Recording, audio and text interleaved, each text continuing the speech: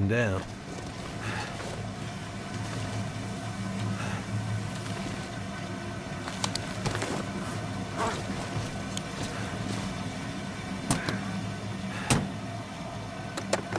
There's gotta be something useful in here.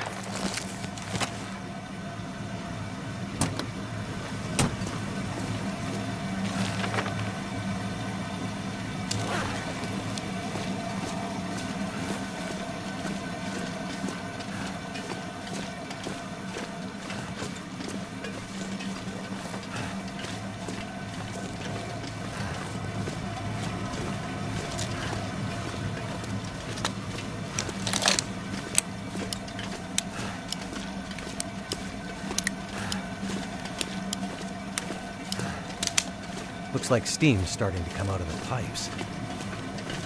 Pressure must be building in the system. Just like Atwood warned would happen. Gotta follow the steam pipes. They'll lead me to the next substation.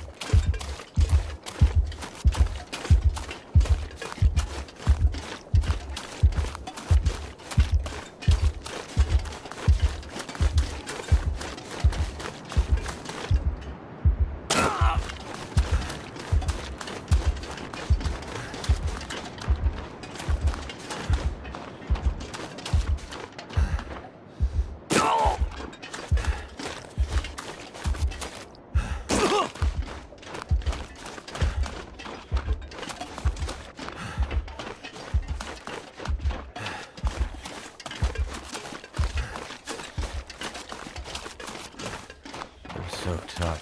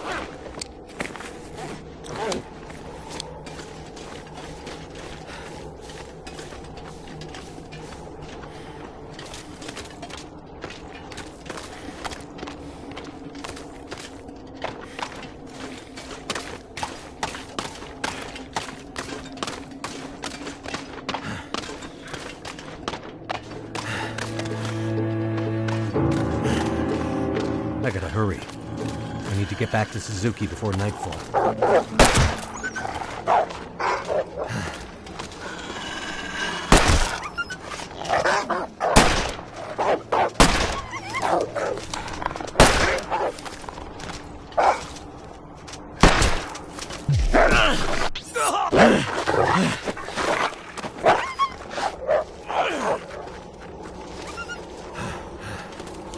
Need some first aid.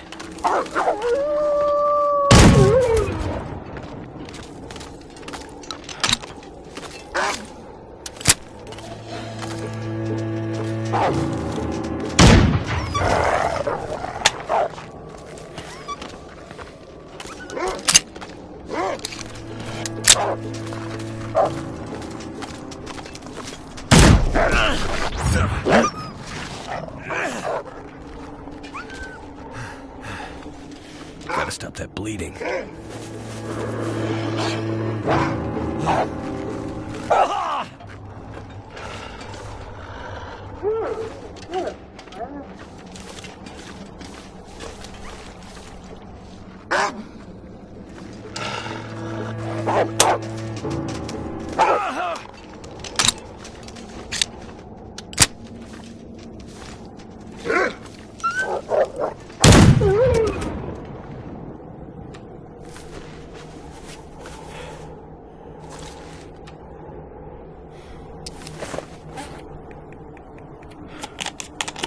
Something's making me feel tired.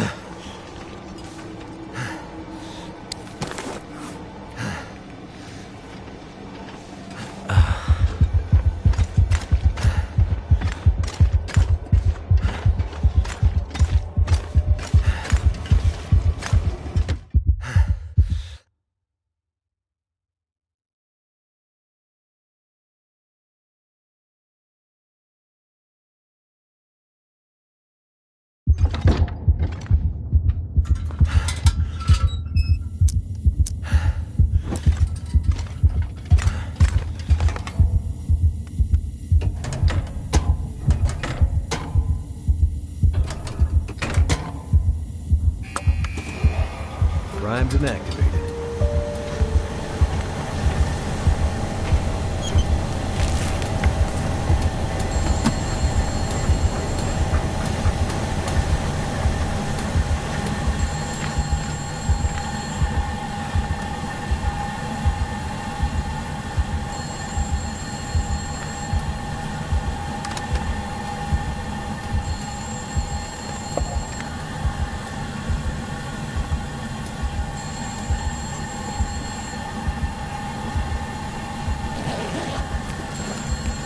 Hope I can still eat this.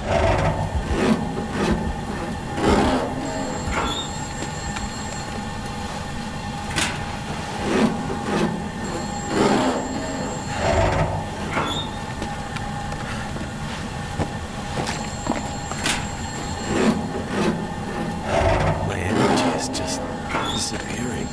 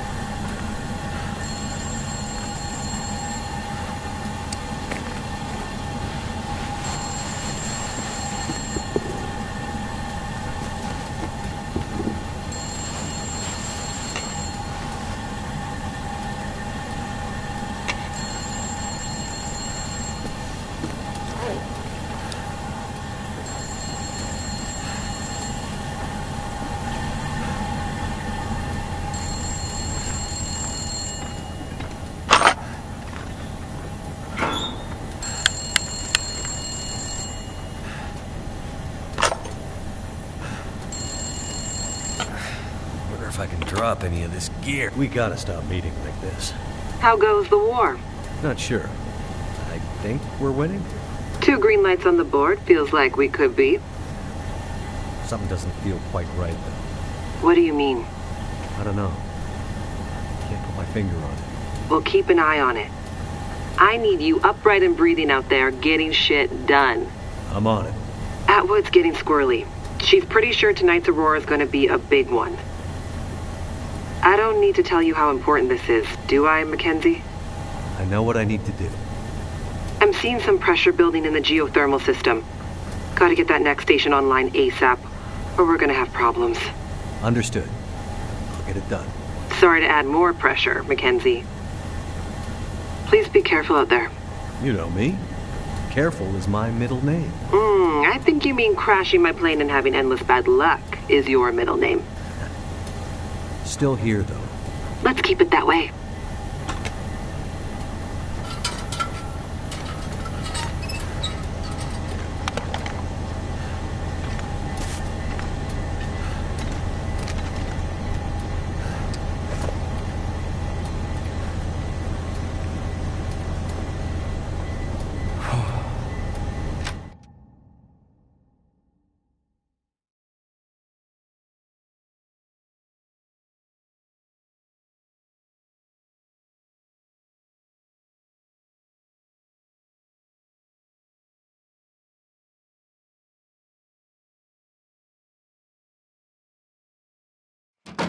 It's starting to get dark. Gotta go faster. Another one down. I'm gonna have to leave something behind.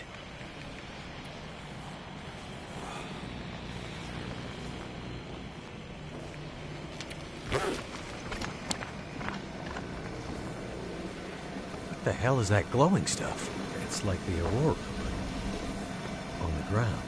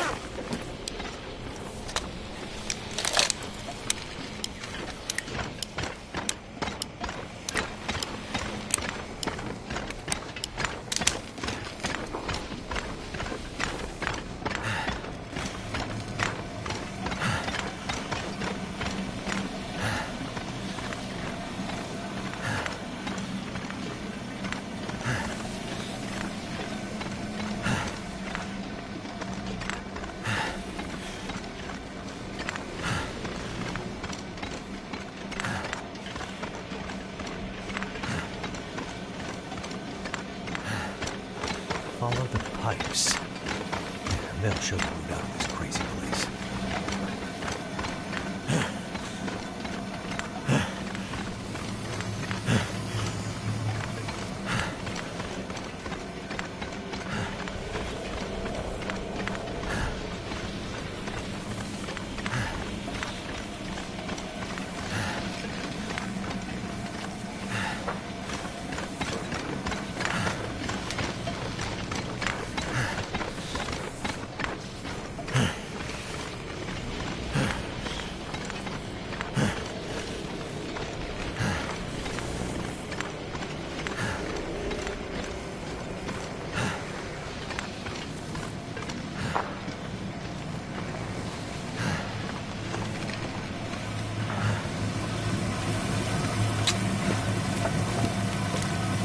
Here.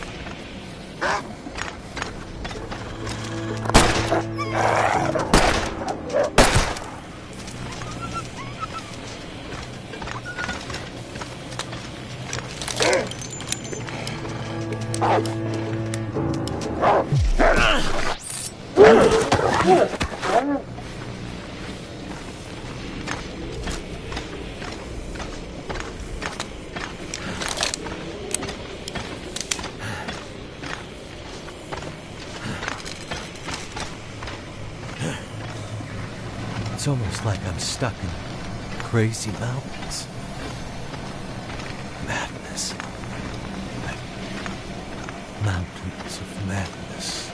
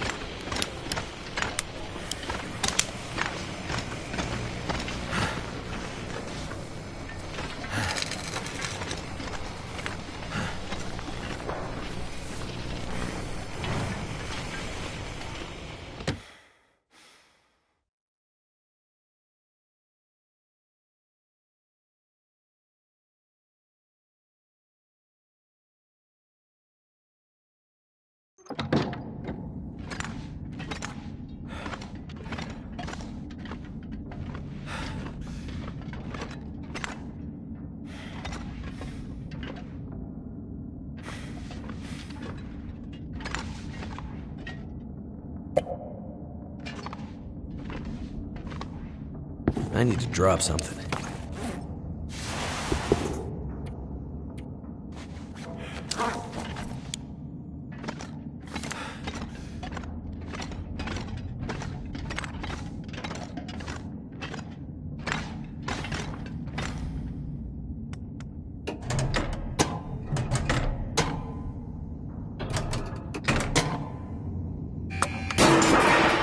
That's the last of them.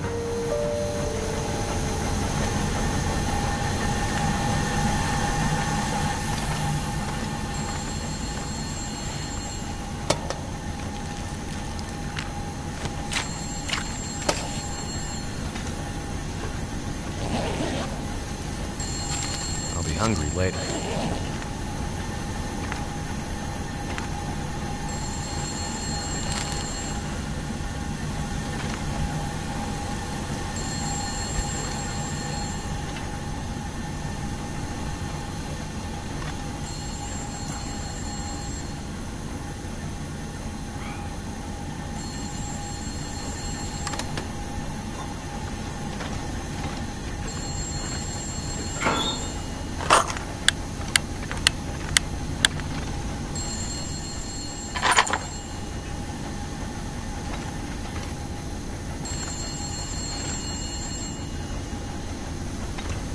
Gotta find my way past this mess.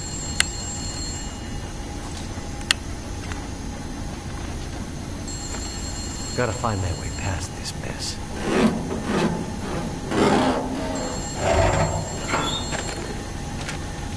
Hope nobody needs this anymore.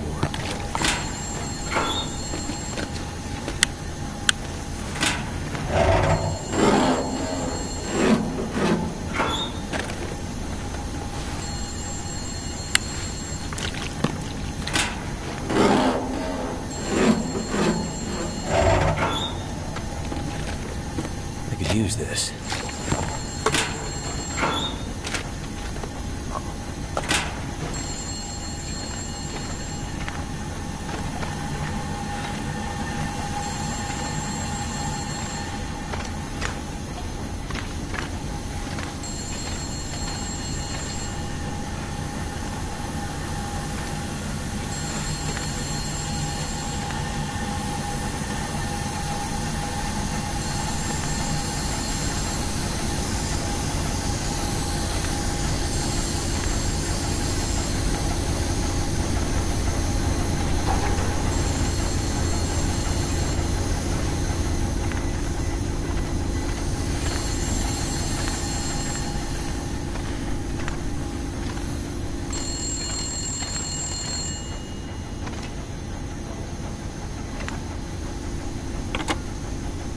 I see 3 green lights on the board, and a bunch of this old gear seems to be powering up. Good news. How's it looking out there? I think I've seen the worst of it. The pressure in the system seems to have dissipated, so that's one less thing to worry about. Great news. How are Atwood's preparations coming? She's in heaven. Haven't been able to get a word in edgewise since the power came back online. She's been running from system to system, and I am just trying to stay out of her way. All right. Let's hope her plan works. Tell that man to stop fooling around and get back here on the double. I gotta go. If the big Aurora appears before we're ready... I remember. Your life's work down the tube. Exactly. Be careful out there, Mackenzie. And get back to us soon. I'm on my way.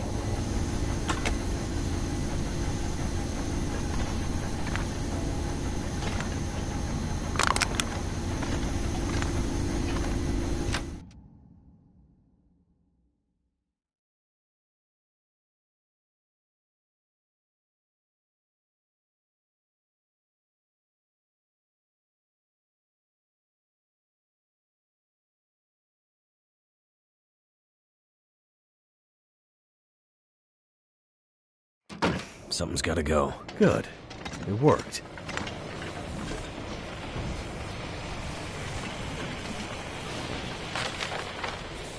The sun's setting. It's gonna get a lot colder soon.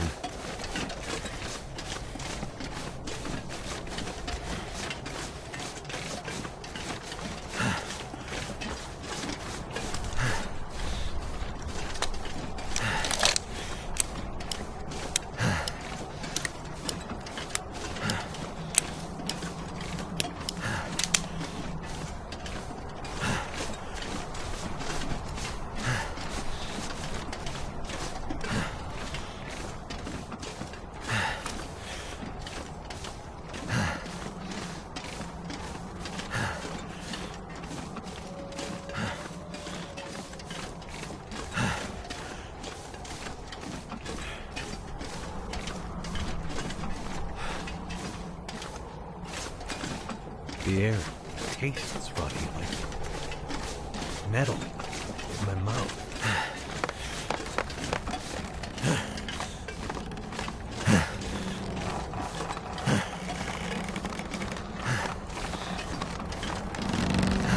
Oh, shit.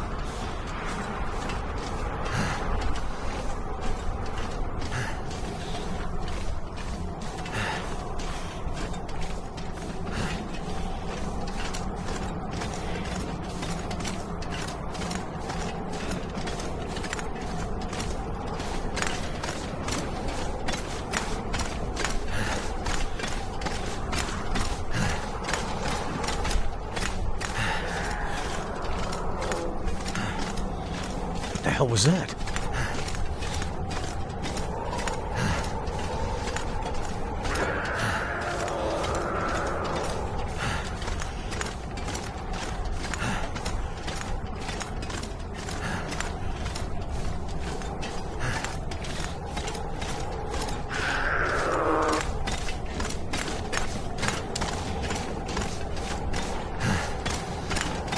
Oh, shit!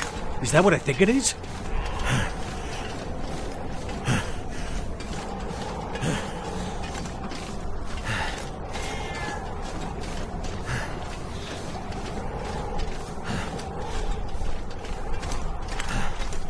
Cougar.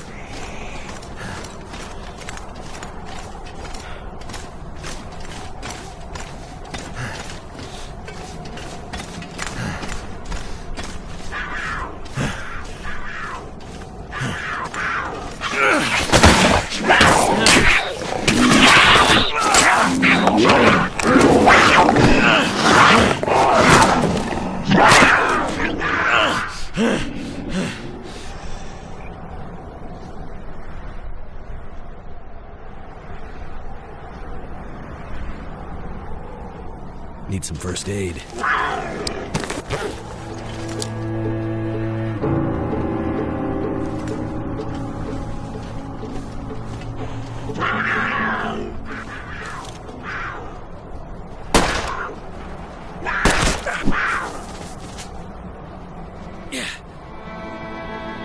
Feeling faint.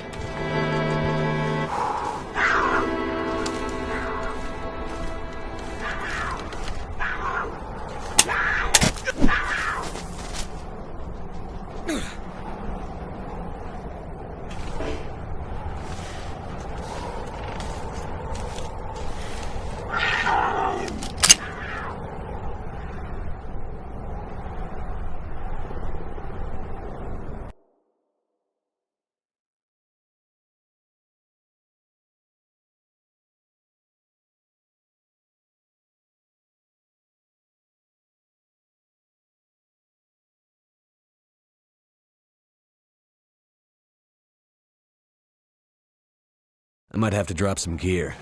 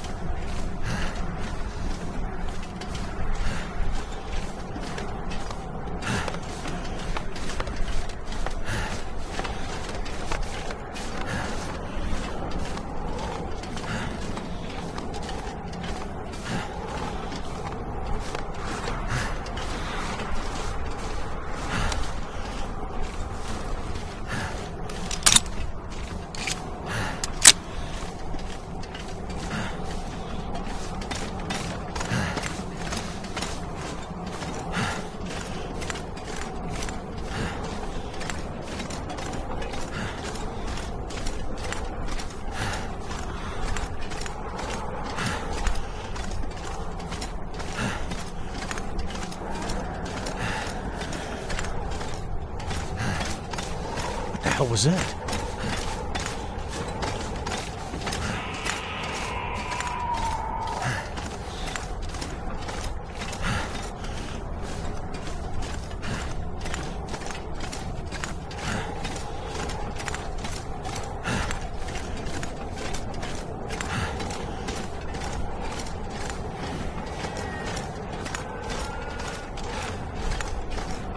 Oh, shit! Is that what I think it is?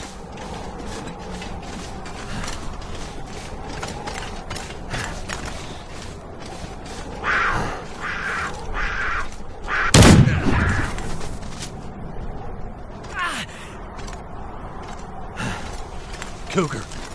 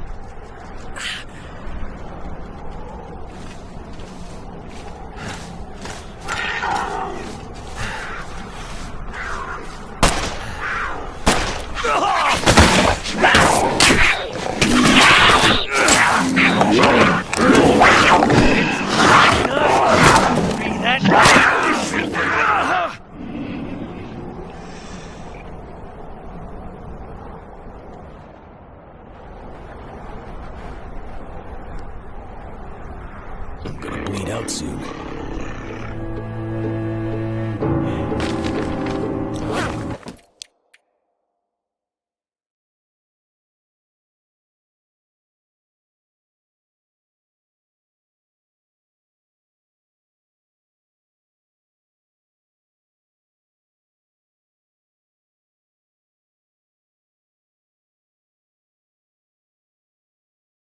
Too heavy.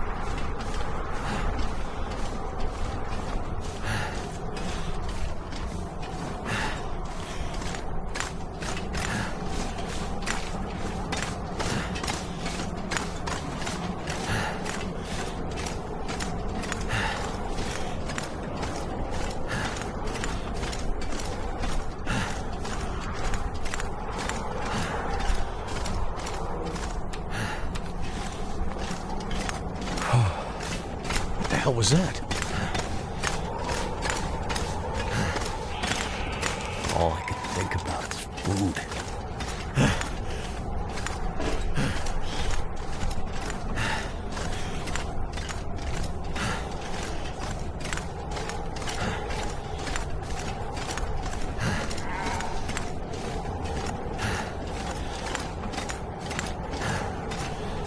Oh, shit! Is that what I think it is?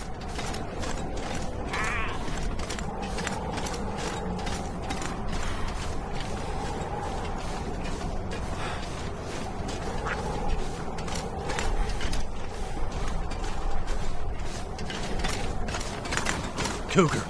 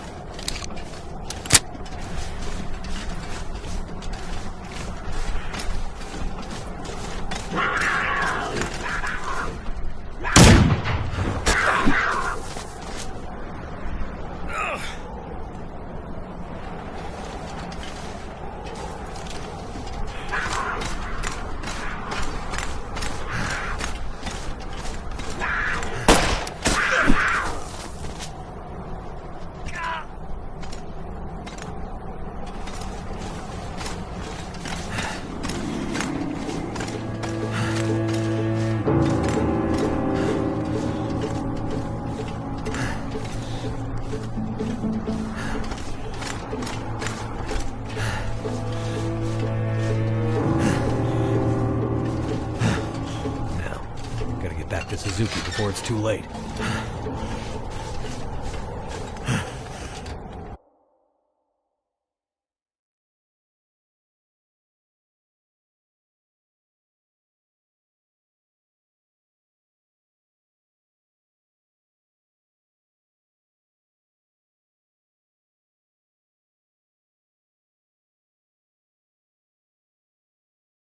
Too much stuff to carry.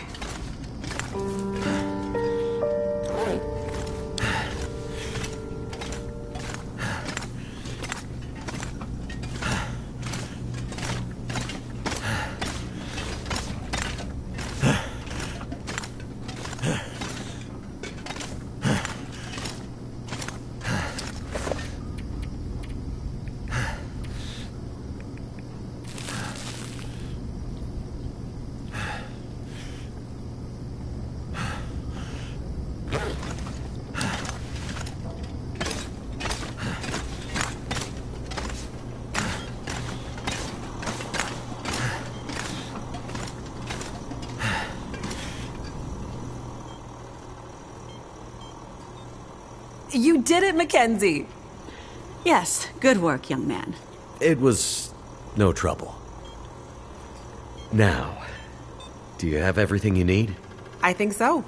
I still have a job for you. Right.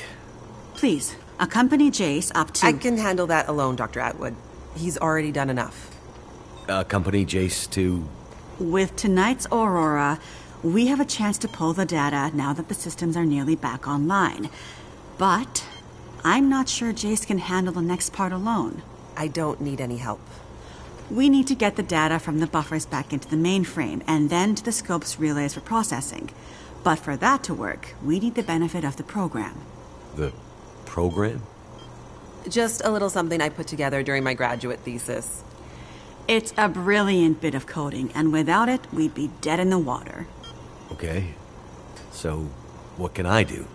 The next parts are all about perfect timing, and we each have a part to play. I'm sure I can handle the telescope. Nonsense. This is too important to let pride get in the way. Once more, for good luck. Let's not make this a habit, okay? Works for me. You two had better get moving. We're running out of time.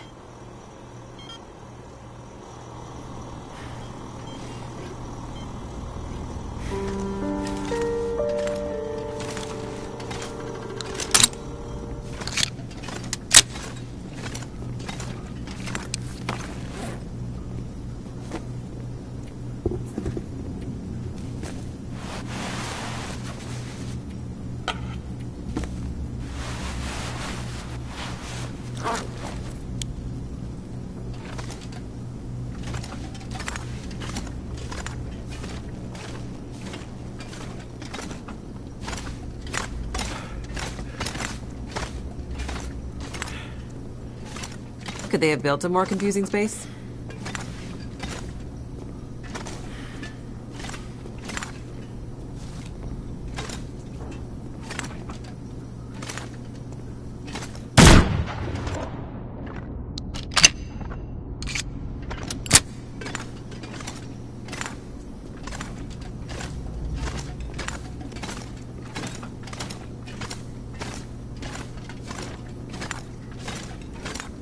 This place is old, but it has good bones.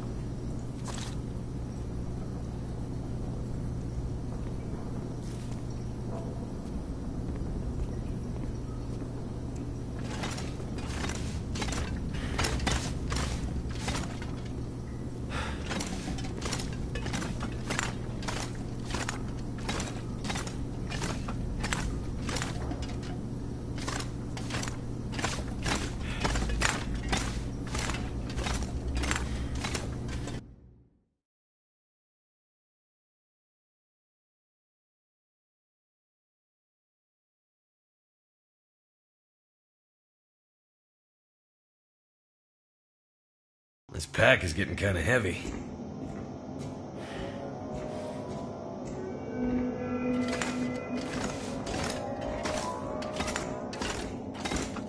Feels like the whole facility is slowly waking up. That Aurora is a real mystery. It's almost like magic, really.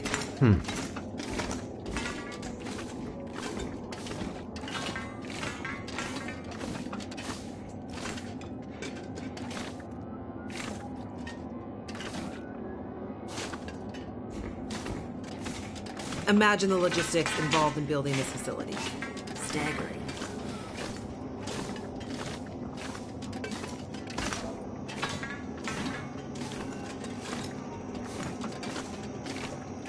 The people who built this had no idea how important it would be someday.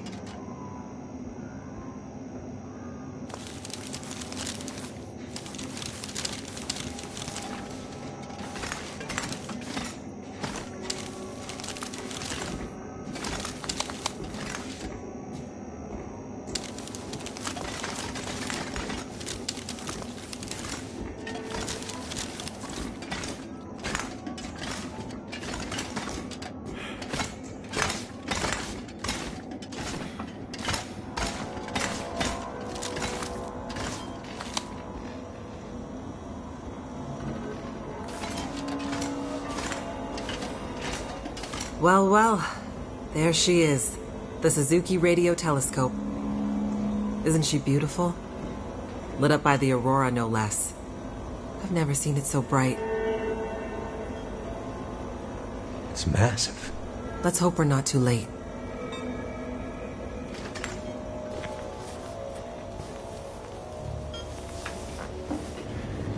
Okay, time to get this party started.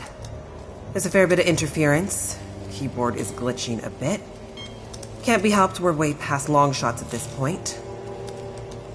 Loading the program. Now. Are you in place? I'm seeing some spikes on the sensors at the peak. Shouldn't be long now. What do you need me to do? Okay, this is the tricky part. I'm gonna have to run the program and update the code in real time to modulate for the aberrant magnetic field and... Jace. So I'll be busy focusing on that. Meanwhile, once the telescope grabs a signal, we'll need to follow the source. The new data will help flush the buffers, and the data in the buffers will get pushed to Dr. Atwood's workstation for processing. It's an archaic system, but best I could do with 30-year-old technology. I'm still not clear on what you need me to do. You're a pilot, right? Yep. Know how to adjust your heading to follow a radar beacon? Yeah, I have a pretty good idea. Same principle. Grab the big metal wheels at the base of each leg of the telescope sensor assembly. You'll see a bunch of numbers around the edge. When my program outputs specific bearings, I'll shout them to you. And then you have to find a way to match those bearings as quickly as you can. Sounds easy enough. The timing has to be perfect. Got it. Like, exactly perfect. I hear you loud and clear. Did you say you got here after crashing your plane? Don't start. Get ready. I'm seeing some power spikes. Something big. It's happening.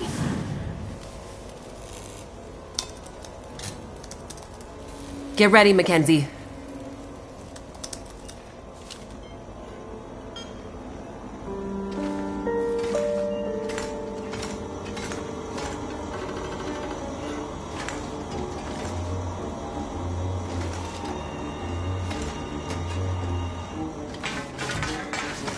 What a mess. Look for the wheel, Mackenzie.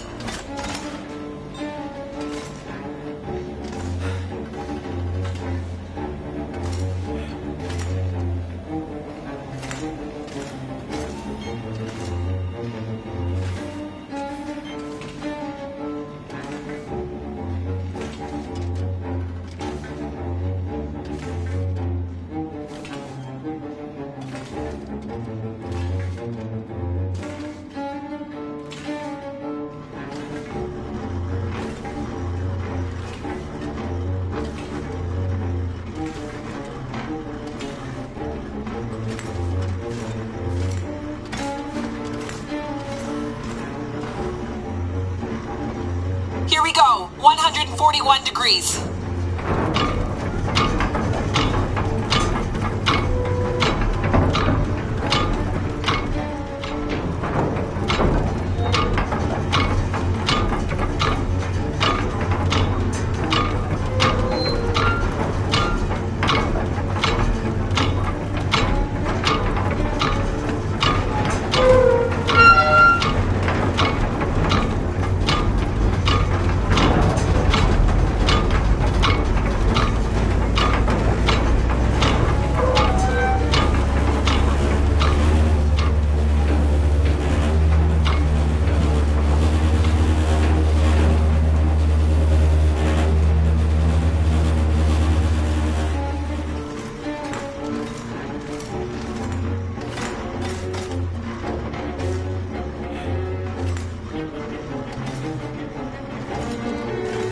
Look for the console with the big wheel on it. Come on, Mackenzie. How am I supposed to find anything down here? There's gotta be a way through here.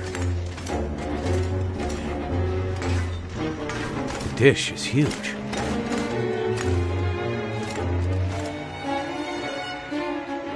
That's it. We're getting close now. Keep going. Okay.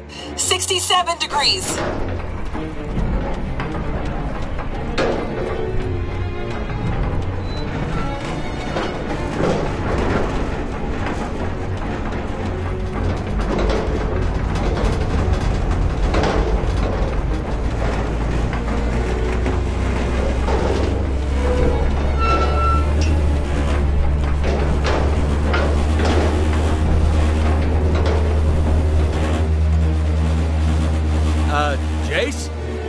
everything okay over there? Don't worry.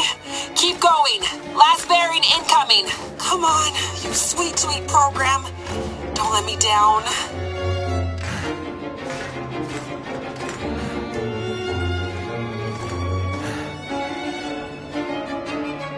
156, Mackenzie. Get to 156 before the whole thing blows.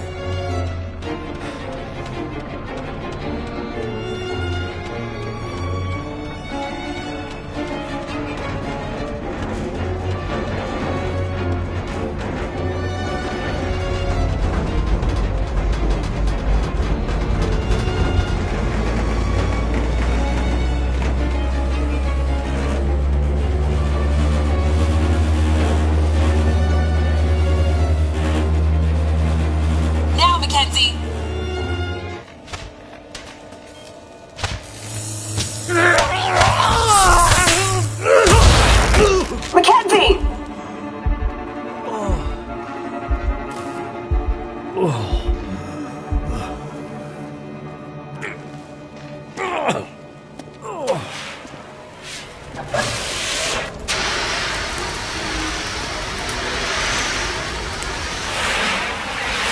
The program? She did the most any program can hope to do. Her job. Now let's hope Dr. Atwood got what she needed. Because this gear is toast.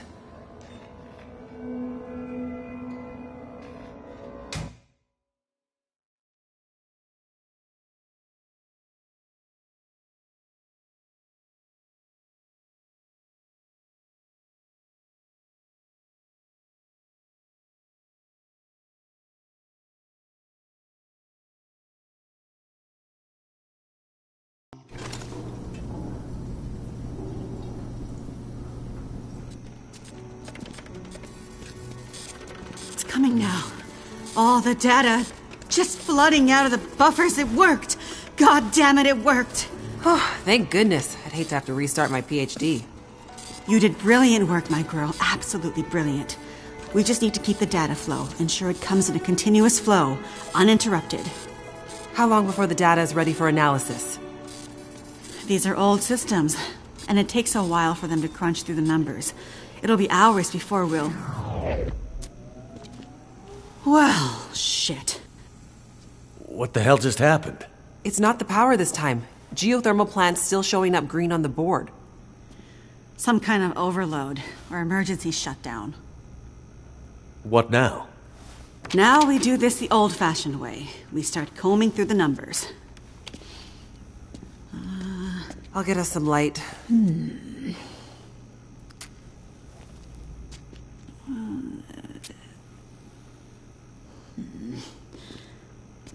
Do you see anything that would indicate the level of K-index we might expect to... Shush, girl. Let me read. Do you want me to grab a printout and Could it be a G10? Is there something I can do to... Aha! Here it is. Here it is. There it is. What do you see? It can't be. That silly old British bastard was right. He just never knew how right he was. Why did it have to happen in our time? British bastard? Please explain. For you to fully understand would take more time than we have. I'd have to go back more than 150 years. I like a good story. I think we deserve some answers. Very well. In 1865, a British scientist and naval officer was tasked with supporting the research of a scientific team, seeking to create a kind of communication that could travel over the air. The Admiralty felt that dependence on the telegraph was holding them back. This Navy man was inspired by stories he'd heard about the Carrington event 6 years prior. At the time, the largest geomagnetic event ever recorded. He had heard that the abundance of static electricity in the air had powered telegraph lines, even after the operators had unplugged them. Fires broke out due to this geomagnetically induced current. It got him thinking. The scientist's research led him all over the world, and he began to piece together a picture of the Earth's geomagnetic profile, and something about the operation of the sun and its effects on the Earth's magnetic field. Remember, this was 150 years ago, and well before they had the equipment to prove any of this. But a theory began to take shape in his mind that suggested the sun went through cycles of geomagnetic activity, waxing and waning, but sometimes spiking inexplicably in dramatic ways. The historical record held evidence of many of these events, but in pre-industrial times, the impacts were more subtle. Even in the mid-1800s, there wasn't enough power infrastructure to really feel the impact of these spikes, so it wasn't of grave concern. But the growing dependence on telegraphy suggested this shouldn't be ignored.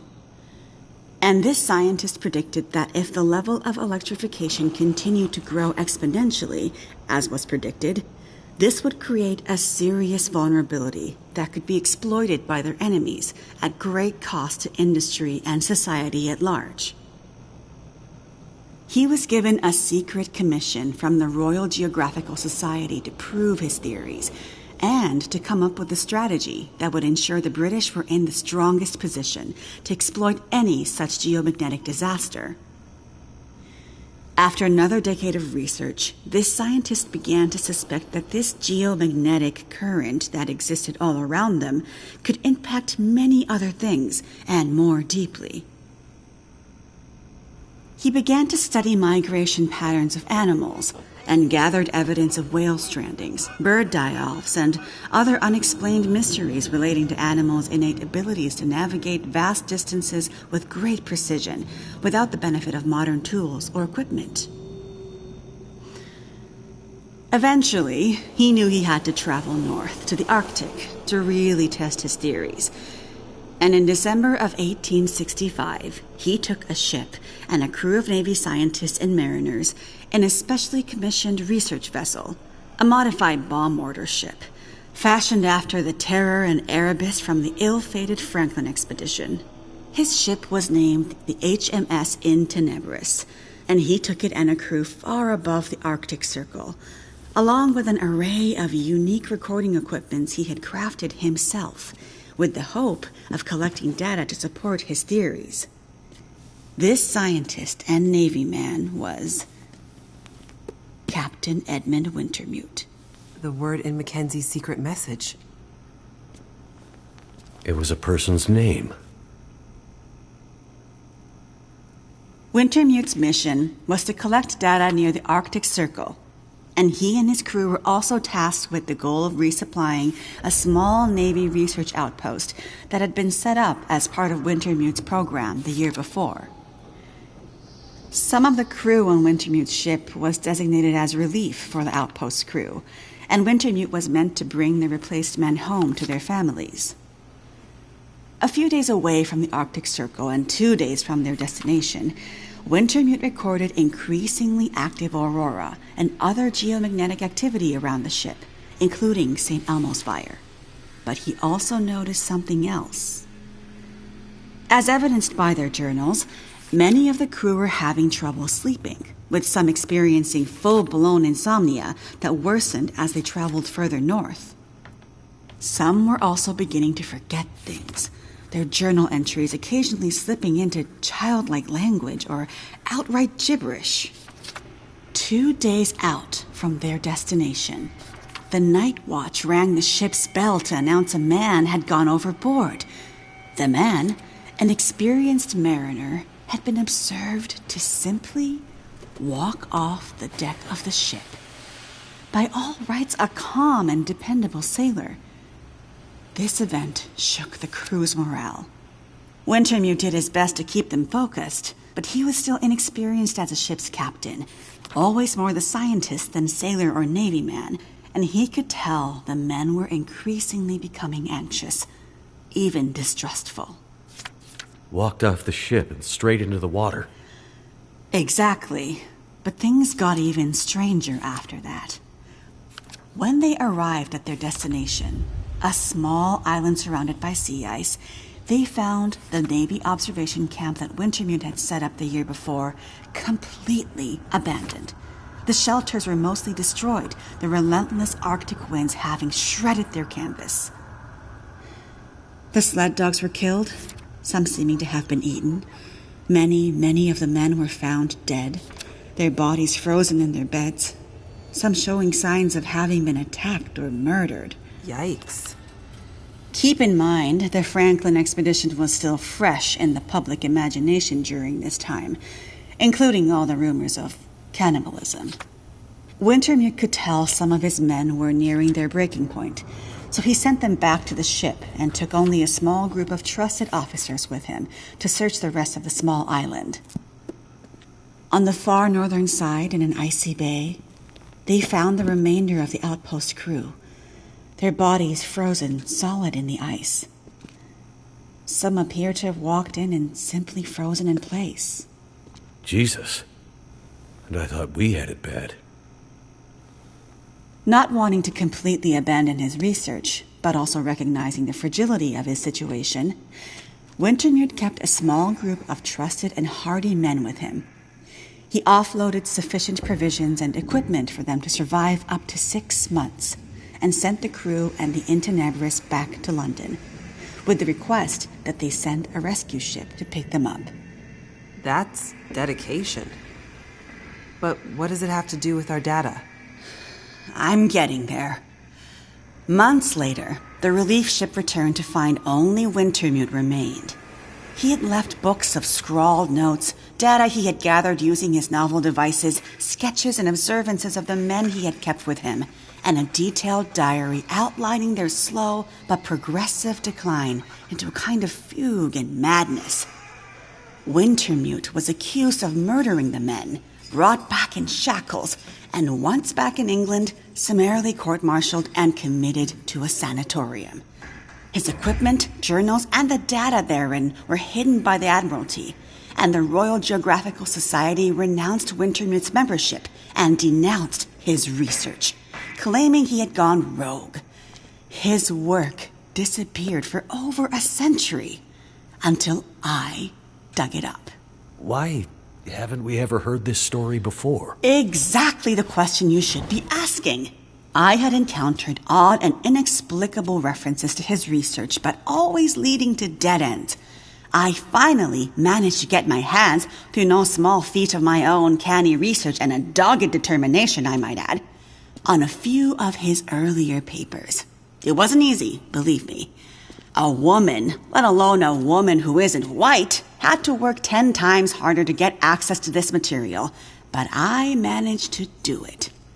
I spent the next 20 years piecing it together, tracing the fingerprints of Wintermute's theory, collecting his data, analyzing, and then adding to his research with research of my own using increasingly modern equipment. And the more I dug, the more data I collected, the more worried I became. Because not only had Wintermute's original fear come to pass, that the world had become dependent on the electrical grid, a technology that would easily be taken offline should any Carrington-level geomagnetic event occur, but even worse, that the Carrington event of 1859 was like a tiny spark compared to the massive, overwhelming storm that might come in the future. I started to talk to others about this, but of course people thought I was crazy.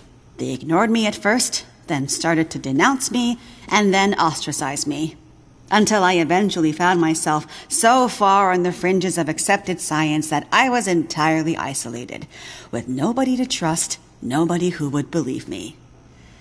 I lost my job, my marriage failed, all my academic credentials were thrown into question.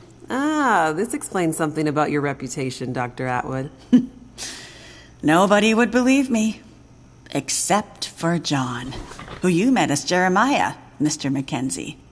He was a young corporal in the Canadian military when I first met him. Handsome, as I recall. It's a long story on top of an already long story, so I won't tell it all here. But the important thing was he was stationed at a radar observation post along the dew line, far north, and started to observe some strange things of his own. He followed the trail, which eventually led him to me. Then when we got together, there were sparks, I tell you. To be believed by someone, it was like a drug. We worked to uncover more data, and he kept his eyes and ears open, using his military connections to gather more information carefully. And he moved up the ranks, but always stayed under the radar, putting his career aspirations aside to ensure he could stay close to the facilities we needed access to. But it was never going to last. At one point, he was caught accessing some classified data shared with our NATO allies, and they thought he was spying for the Russians, so they put him in military prison. And we lost touch. Years later, he actually found me here, at the radio telescope. He was a changed man. His fire was gone.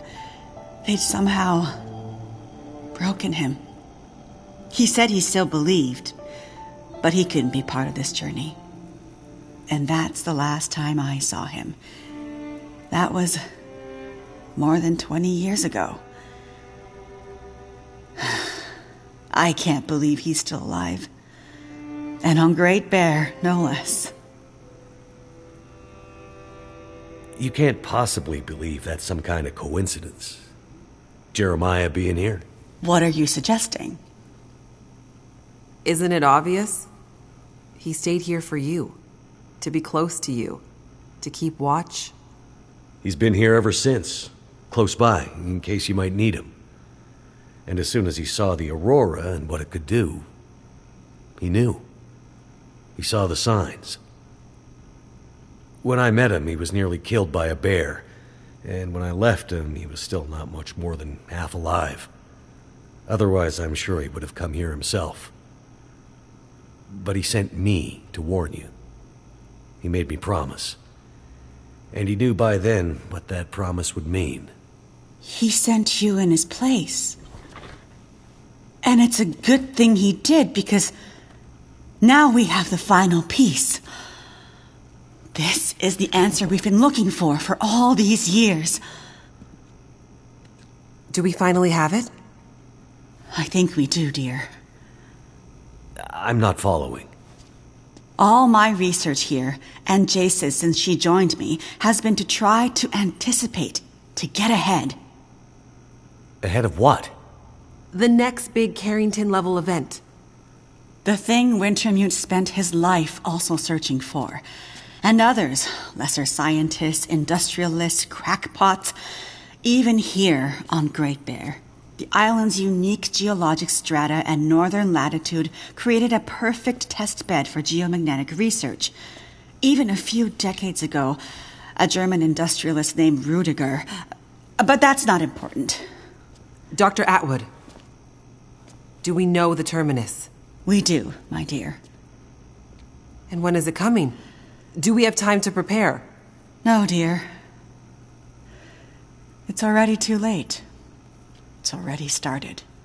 What does that mean? It means we're in a new geomagnetic normal. What you've seen so far is really just the beginning. Things will get much worse from here on out. But how long will it last? Carrington was over in a few days, weeks at most. Oh, this is much bigger than Carrington. How long, Doctor? I hesitate to say. With the data I have, I can only offer a vague range. 40 to 400. Hours? Days? Years. Wintermute tried to warn us 150 years ago, but nobody listened. And now we're at the very beginning of a geomagnetic storm, a disaster of such proportion we've not seen its like in recorded history. The power grid is down.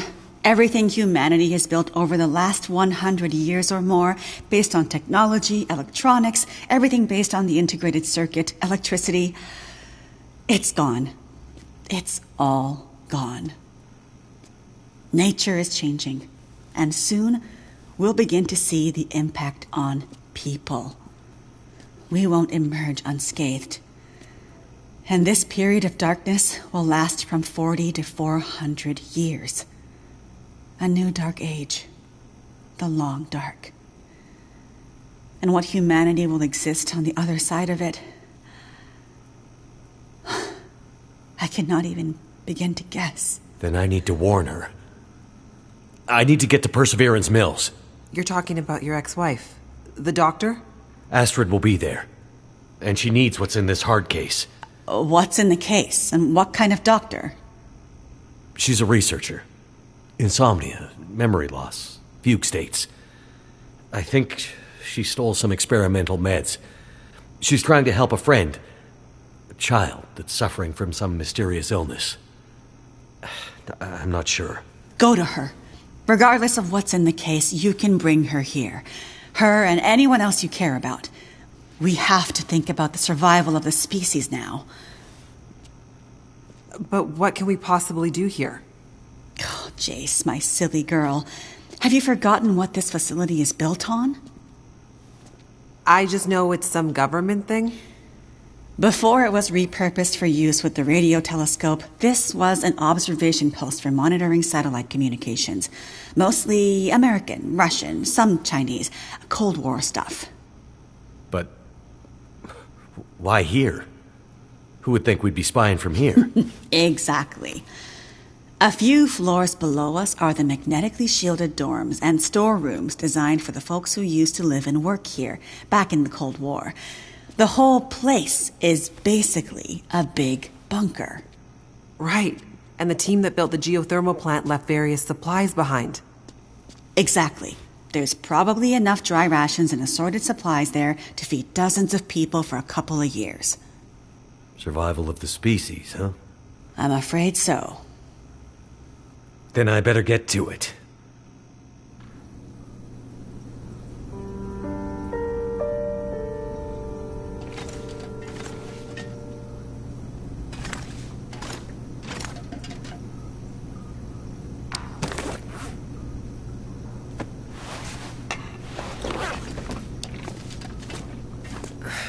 Wonder if I can drop any of this gear.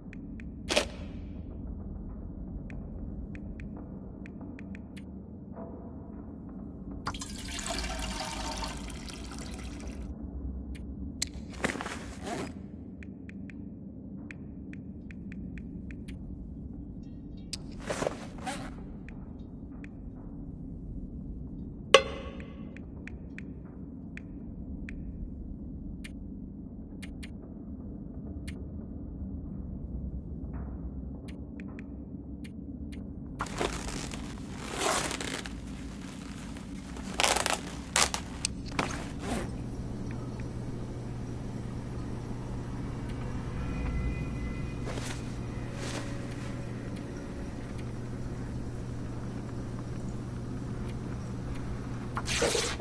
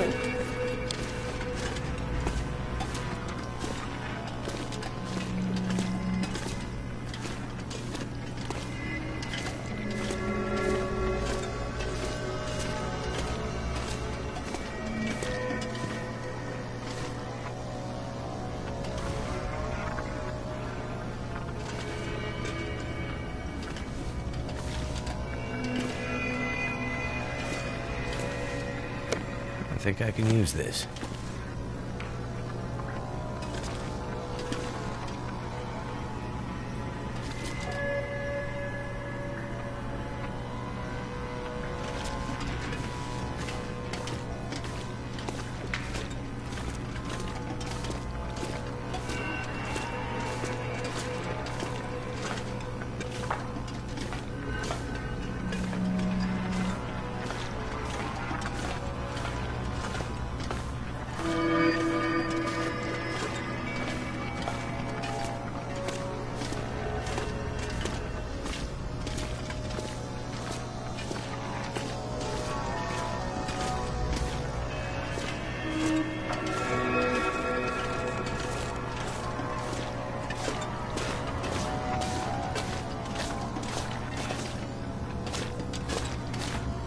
Need to close my eyes.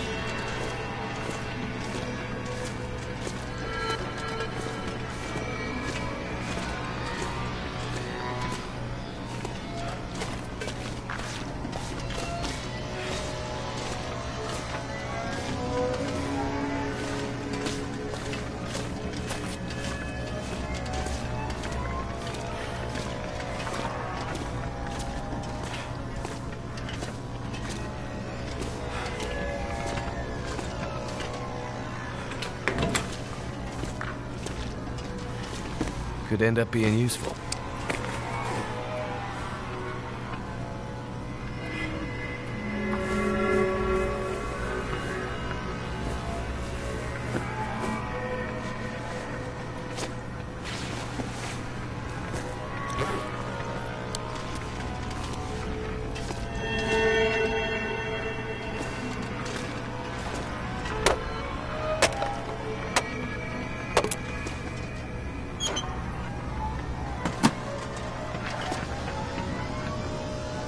I'm gonna have to leave something behind.